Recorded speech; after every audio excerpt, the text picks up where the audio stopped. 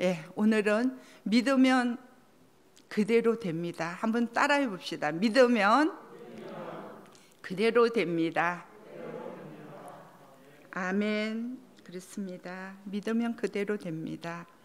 오늘 본문은 우리에게 세 가지 교훈을 주고 있습니다. 22절 하나님을 믿으라, 23절 의심하지 말라, 25절 용서하라. 이 세 가지는 우리가 하나님께 기도드리고 응답받는 모든 구비 조건이에요. 이 말씀을 우리가 오늘 자세히 살펴봄으로써 그 깊은 뜻을 잘 헤아려 보시기 바랍니다. 하나님을 믿으라 하는데 하나님은 어떤 분이신가? 창세기부터 요한계시록까지 하나님에 대해서 설명하고 있습니다. 하나님은 천지를 창조하시고 능력으로 세상을 다스리고 사람을 창조하시고 그들을 죄에서 구원하셨습니다. 그 하나님을 믿으라는 것입니다. 그러면 믿음이 무엇일까요? 우리가 믿는다는 것은 무엇을 의미해요? 바로 하나님을 인정하는 것입니다. 하나님을 인정하는데 위대하시고 전능하시고 응답하시고 구원하시는 하나님이심을 인정하는 겁니다. 하나님은 문제를 해결할 수도 있고 사건을 풀 수도 있는 그런 분임을 인정하는 것입니다. 고백하는 것이 믿음입니다. 로마서 10장 10절에 보면 사람이 마음으로 믿어 의에 이르고 입으로 시인하여 구원에 이른다고 말씀하고 있습니다. 하나님이 나의 하나님이신가? 하나님이 나와 함께 하신다는 것을 고백하는 것입니다. 우리가 교제하던 남녀가 결혼을 하려면 뭘 해야 돼요? 사랑을 고백해야지만이 결혼이 성립됩니다. 고백하지 않으면 상대방의 마음을 알 수가 없기 때문에 결혼이 성립되지 않아요. 우리 역시 나에게 믿음이 있다면 고백을 해야 돼요. 하나님께. 그런데 여기서 주의하고 조심해야 할 것이 있어요. 고백은 나 혼자만 하면 그것은 독백이 되는 거예요.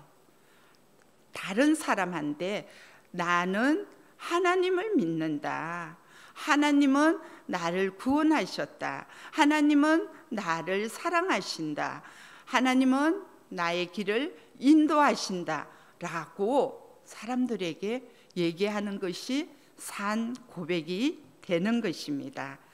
내가 주님을 얼마나 사랑하고 얼마나 믿고 있는가를 고백하는 것이 믿음인 것입니다.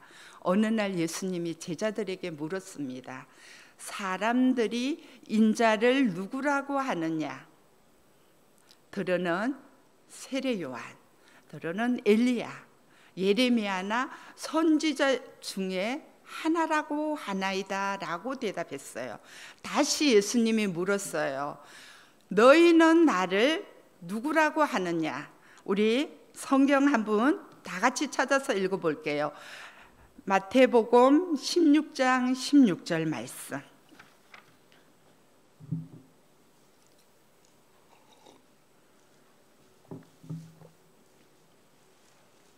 같이 한번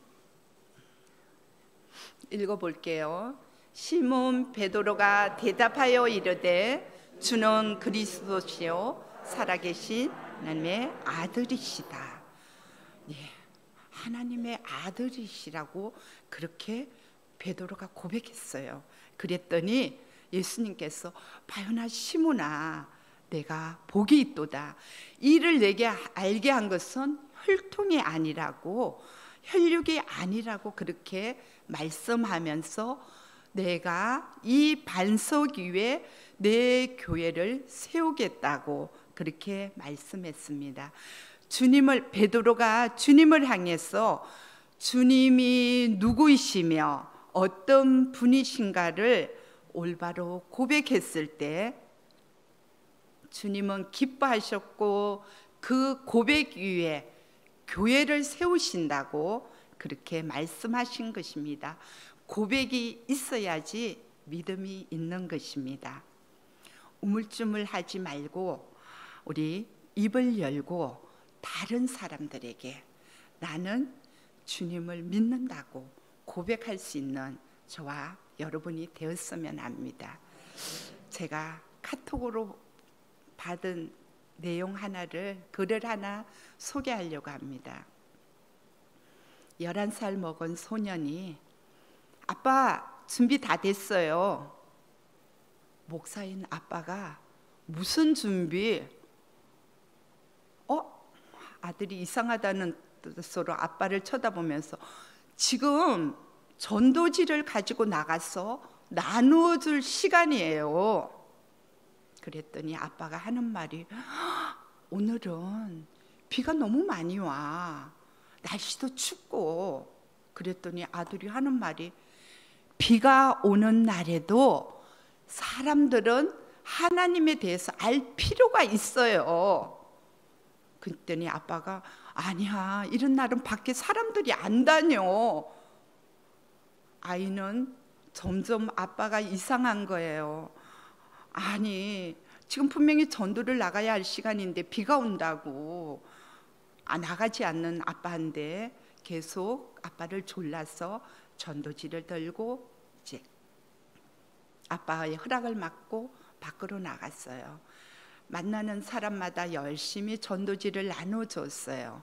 전도지를 나눠주다 보니까 한 2시간 정도 시간이 지났는데 이제 마지막 한 장이 남았어요. 마지막 한 장을 들고 정말 이제 이 전도지를 줄 사람을 찾아서 이곳저곳을 다니는데 길거리가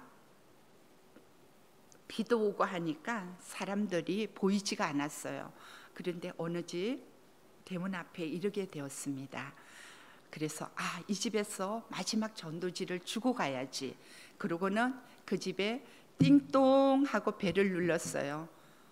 아무 소리도 안 들려요. 조용해요. 아무도 없는 집인가? 그냥 갈까? 그러다가 다시 한번 띵동 눌렀는데 그냥 고요한 정적만 흘러요. 그래서 아이는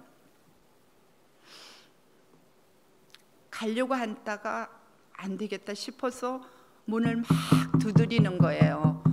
그런데 한참 만에 어떤 부인이 문을 열고 매우 슬픈 표정으로 소년아, 무슨 일이니? 무엇을 도와줄까? 그랬더니 아이는 환하게 웃으면서 아주머니를 화나게 했다며 정말 미안합니다. 그런데 하나님이 아주머니를 사랑하셔서 이 전도지를 드리라고 해서 제가 이렇게 가지고 왔습니다. 그러고는 전도지를 주고 아이는 공손히 인사를 하고 갔습니다. 그런데 그 다음 주일 아침이 되었어요.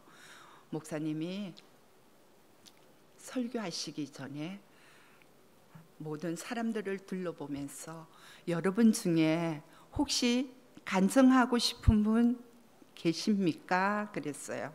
그랬더니 저 뒷좌석에 앉은 어떤 부인이 조용히 일어나면서 저는 이 교회에 와본 적이 없습니다. 그래서 아무도 모릅니다.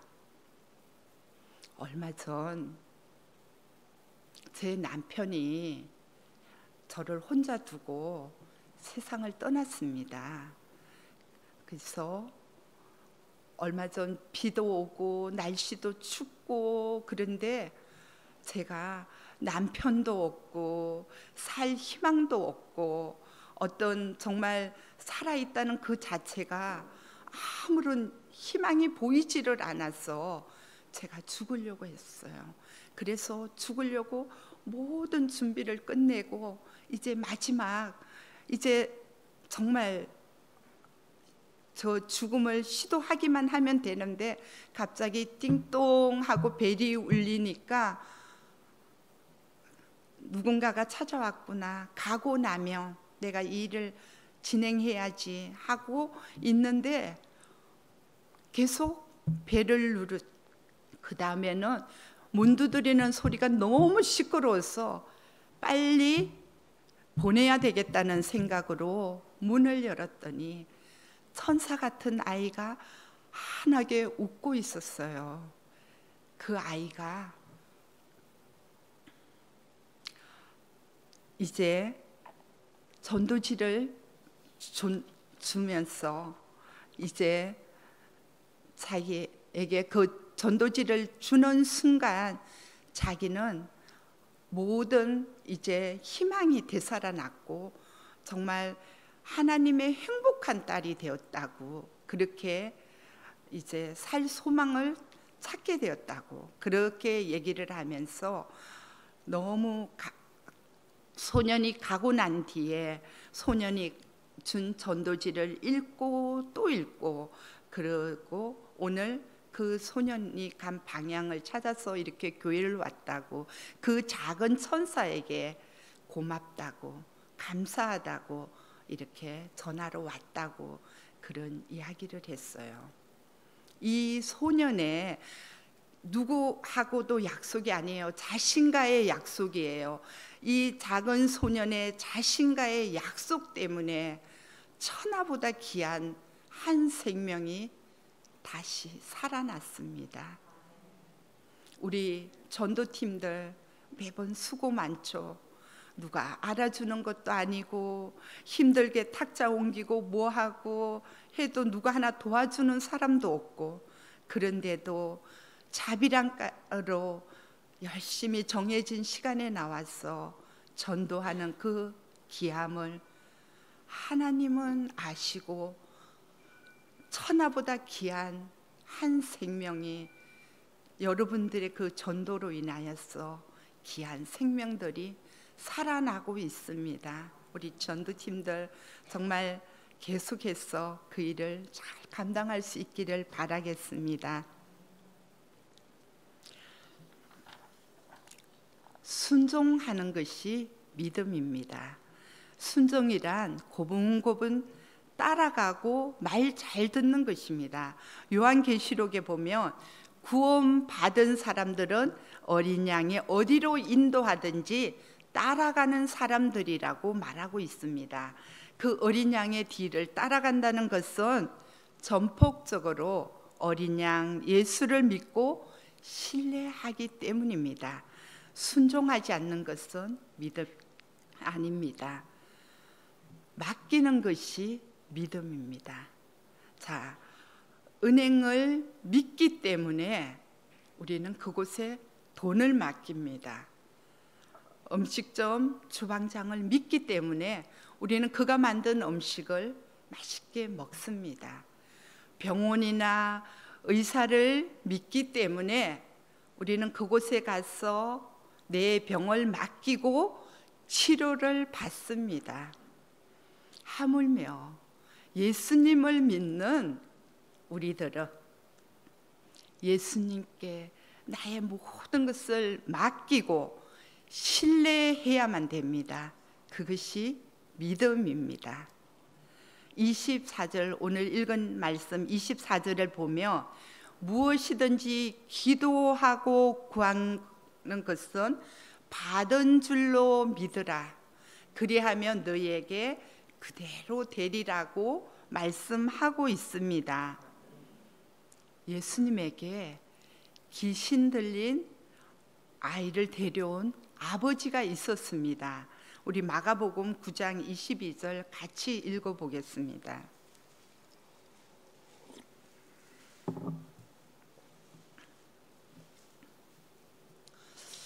귀신이, 같이 읽겠습니다. 귀신이 그를 죽이려고 불과 물에 자주 던졌나이다.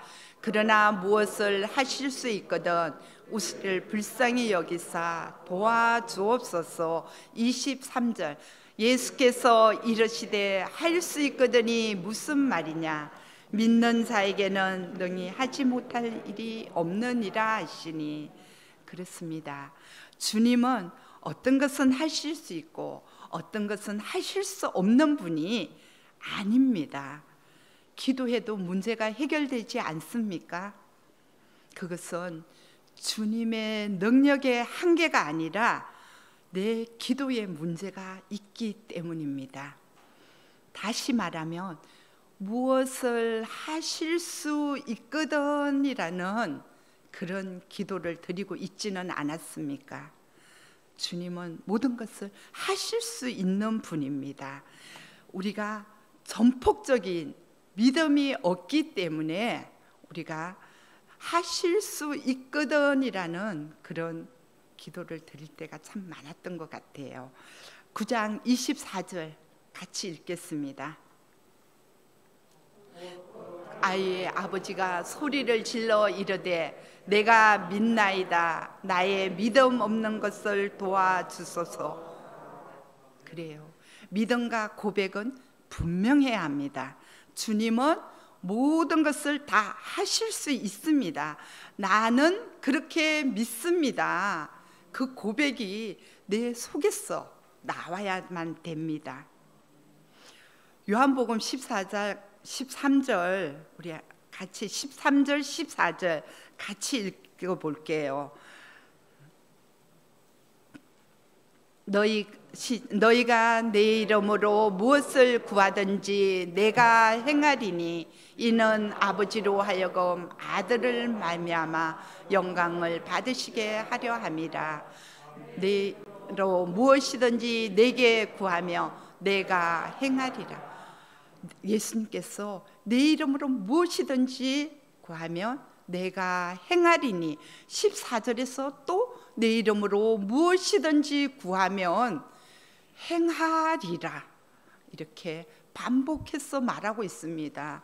정말로 구할 때 행하여 주신다고 한 번도 아니고 연거푸 2번씩이나 우리에게 확신을 주고 있습니다.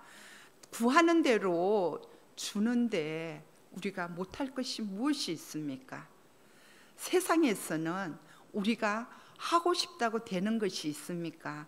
내가 대통령이 되고 싶고 장관이 되고 싶고 국회의원이 되고 싶다고 해서 되는 것이 아니잖아요. 그러나 말씀 안에서 하나님의 자녀인 우리는 믿고 구하면 그대로 된다고 합니다. 이러한 축복을 우리가 받고 있는 것입니다. 기도하면 그대로 됩니다. 따라합시다. 기도하면 그대로 됩니다. 믿고 기도합시다. 아멘. 이것이 저와 여러분의 고백이 되었으면 합니다. 23절 의심하지 말라 이런데 본문 23절 끝부분을 보면 의심치 아니하면 그대로 되리라는 말씀을 하고 있습니다. 그대로 되리라 앞에 의심치 아니하면 하는 단선 조항을 붙이고 있습니다. 의심이라는 말을 헬라어로 보면 디아크리데, 그 가닥을 잡지 못하고 우왕좌왕하는 것을 이야기합니다. 그런데 반대로 믿는다는 것은 흔들리지 않고 확신하는 것입니다. 의심은 불행의 원인, 불신의 원인, 실패의 원인이 됩니다. 자, 부부도 믿고 살아야지 행복합니다. 목회자와 성도들도 믿고 말씀을 들어야 그 말씀이 내 것이 됩니다. 의심하면 가정이 불화하고 의심하면 신앙이 흔들립니다. 요즘 TV에서 저도 가끔은 봐요. 가끔은 보는데 물어보살이라는 프로그램이 있어요. 거기에서는 그냥 상담식으로 이렇게 해서 좋은 쪽으로 이렇게 멘토링을 해주는 그런 프로그램인데, 일단 물어보살 우리가 그 하는 것은 지금 사람들이 중심을 잡지 못하고 흔들리는 사람들이 많다는 거예요. 우왕좌왕하는 사람들이 많다는 것을 시대적으로 보여주는 거예요. 그런데 그런 것 때문에 우리는 잘못하면 하나님을 의심할 수가 있습니다. 그래서 사주팔자를 보고 점집, 무당집을 찾아다니면서 자기의 앞길에 대해서 물어보는 그런 경우가 있습니다. 역술인 중에 회개하고 하나님을 믿은 사람이 있어요. 그가 한창 잘 나갈 때 자기 집에 이제 온갖 사람들이 다 드나들었어요. 뭐 경제인도 오고 예술인들도 오고 기업인들도 오고 각각 각 청에 있는 정치인들도 오고 자기 앞으로 어떻게 될 것인지 그렇게 물어보러 오는데 예수 믿는 사람들도 왔대요.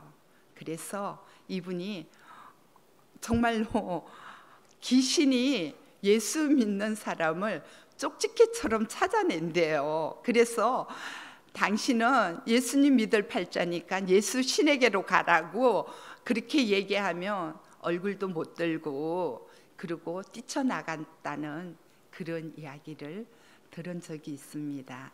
근데 우리가 의심해서 이곳저곳을 돌아다닐 것이 아니라 믿으면 그대로 되고 믿으면 하나님께서 다 이루어 주신다는데 의심치 아니하는 우리가 되기를 바랍니다. 용서하라 했습니다. 오늘 25절 말씀 우리 다시 한번 읽어볼게요. 저 기도할 때에 아무에게나 혐의가 있거든 용서하라. 그리하여야 하늘에 계신 너희 아버지께서도 너희 허물을 사하여 주시리라 하시니라. 예.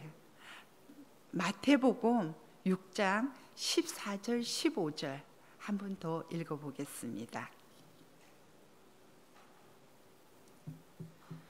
같이 읽겠습니다. 너희가 사람의 잘못을 용서하며 너희 하늘 아버지께서도 너희 잘못을 용서하시려니와 너희가 사람의 잘못을 용서하지 아니하며 너희 아버지께서도 너희 잘못을 용서하지 아니하시리라.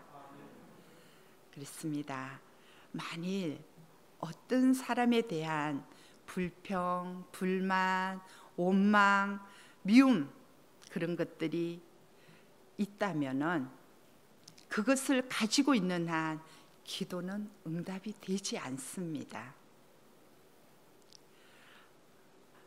땅에서 매면 하늘에서도 매고 땅에서 풀면 하늘에서도 풀린다고 말씀했는데 바로 용서는 기도 응답을 받고 하나님의 용서를 구하는데 반드시 제출해야 할 구비 서류와도 같은 것입니다. 용서 주위에 다들 용서했나요? 용서하지 못한 사람들이 있다며 용서해야지 우리가 하나님 앞에 기도할 때 우리가 용서함을 받을 수가 있는 것입니다. 그 사람의 그것이 없으면 용서도 안 되고 응답도 안 된다는 것입니다. 용서가 무엇입니까? 잊어버리는 것이에요. 그 사람의 허물, 잘못, 약점 이 모든 것들을 기억하지 않는 것이 용서입니다. 하나님도 우리의 허물과 죄를 기억하지 않습니다. 우리는 원래 허물과 죄로 죽었던 자들이에요. 그런데 믿음으로 말미암아 우리가 이제 자유하게 되었는데 하나님은 그걸 기억하지 아니하신다고 말하고 있습니다. 우리의 죄를 등 뒤로 던지시고 기억도 아니하시고 흰 눈보다도 더 희게 하신다고 했습니다. 지난 일, 지난 과거 사건은 잊어버리는 것이 용서입니다. 용서는 주님의 십자가를 생각하는 것입니다. 조건도 없이 이유도 없이 나를 용서하시기 위해서 달리신 그 십자가, 그것을 생각하면 못해줄 용서가 어디 있겠습니까? 용서해야 응답받고 용서해야 마음이 편합니다. 용서는 다른 사람을 위해서가 아니라 나를 위해서입니다. 주님께서 나를 용서해 주신 것처럼 우리도 남을 용서할 수 있는 겸손한 마음과 믿음의 눈으로 나아갈 수 있는 저와 여러분이 되었으면 합니다. 기도하겠습니다.